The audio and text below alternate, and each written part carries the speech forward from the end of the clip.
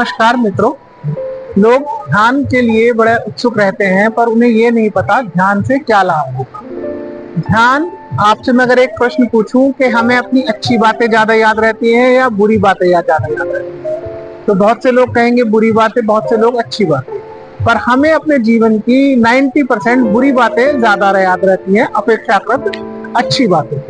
तो जब ये बुरी बातें या जो हमारे साथ जितना भी बुरा घटा है जीवन के अंदर, ये हमारी याद में बन जाता है, तो वही हमें डिप्रेशन का कारण बनता है।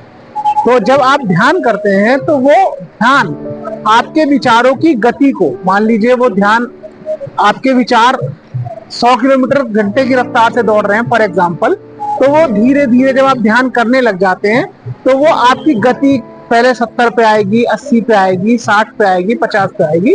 और जब आप उसमें पारंगत हो जाएंगे, जब आप एक परम शिखर पे पहुंचेंगे जिसे हम समाधि भी कहते हैं, तो वो शून्य पे आ जाएगी कि जब आपको कोई अपनी बुरी भली कोई याद आपके मन के अंदर संचित नहीं रहेगी। जब आप बैठे हैं तो पूरी तरह से आप शांत बैठे। तो यही है ध्यान का महत्व कि आप अपने विचारों को कंट्रोल कर सकते हैं, उनकी जो गति है उसे 100 से लेकर के आप 0 तक कर सकते हो। इसी को हम ध्यान का विज्ञान कहते हैं। बहुत बहुत